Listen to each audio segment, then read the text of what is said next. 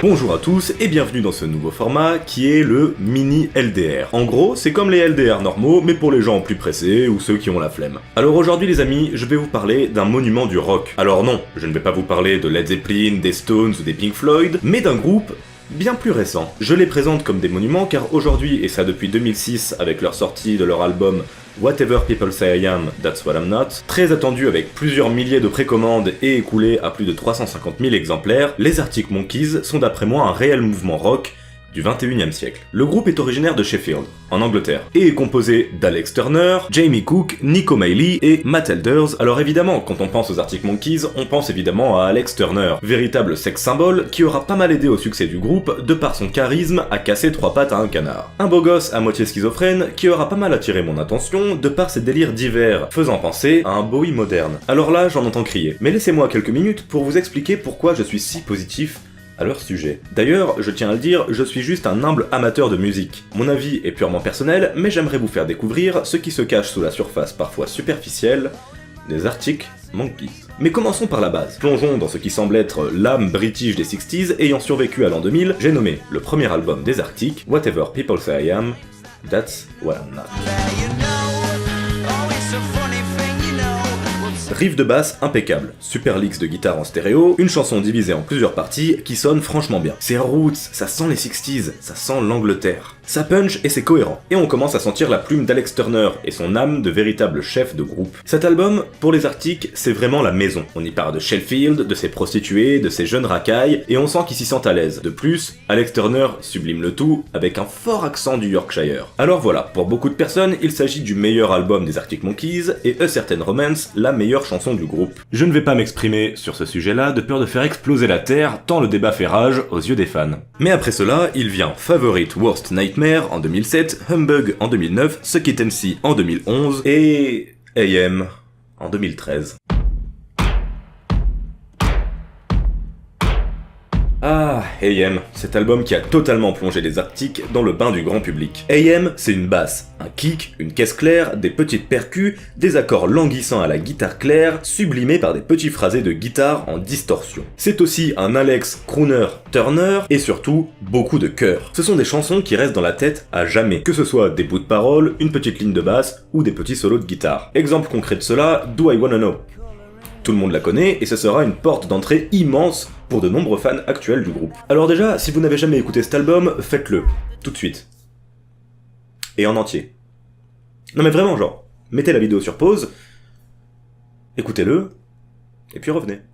Non en vrai, bon, faites-le après la vidéo, vous lâchez un petit pouce bleu et tout, vous savez comment ça se passe. AM, c'est vraiment une expérience personnelle. Là, vous allez me dire, mais qu'est-ce que la musique, sinon une expérience personnelle? Mais on a vraiment tendance à avoir son petit jardin secret autour de cet album. Perso, ces sonorités me plaisent. Des ballades totalement sensuelles qui donnent envie de déambuler de nuit dans les rues de sa ville. J'interprète ces chansons comme bon me semble et ça me va. Je dirais même que ça me colle à la peau. D'ailleurs, comme dirait Turner, Use your imagination.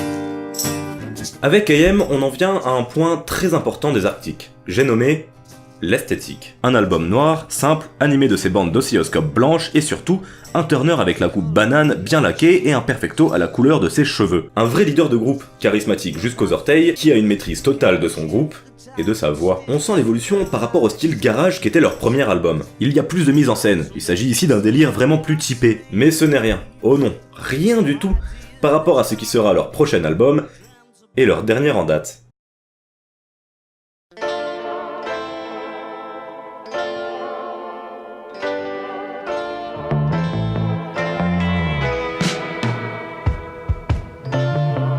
Le petit rocker dans la banlieue de Sheffield, avec sa mèche et son garage rock, a bien grandi. Il est devenu un crooner mystérieusement charismatique, chantant des ballades audacieuses à ses amours secrets. Finalement, il finira par devenir le riche propriétaire de l'hôtel casino Tranquility Base. Comme AM, cet album m'est très personnel. Il est d'ailleurs très critiqué de par ses ressemblances avec le second groupe de Turner, Last Shadow Puppets.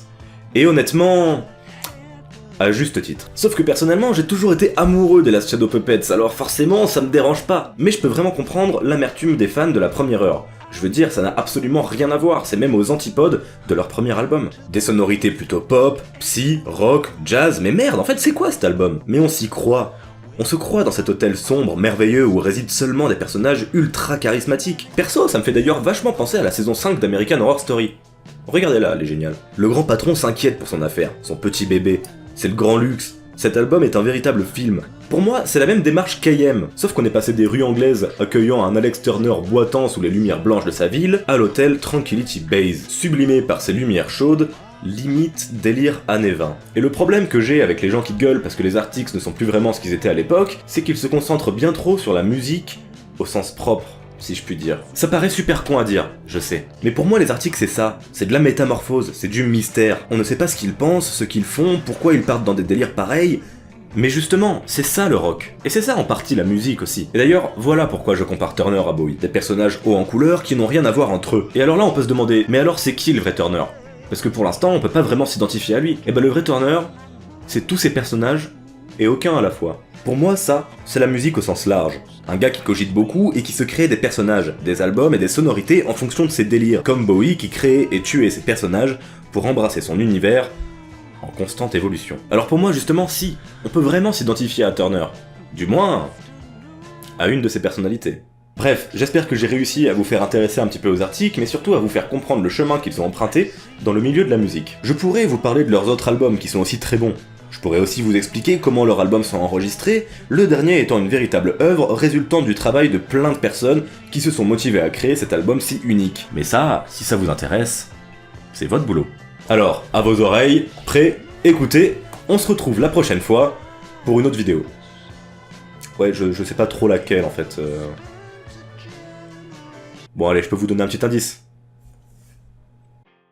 Bref, je vous laisse là-dessus, et n'hésitez pas à lâcher un gros pouce bleu, à vous abonner, et surtout à partager mon travail, s'il vous plaît. Ça m'aiderait beaucoup. Sur ce, à la prochaine, et à bientôt dans l'intimité du rock. Advertising imaginative ways, start your free trial today.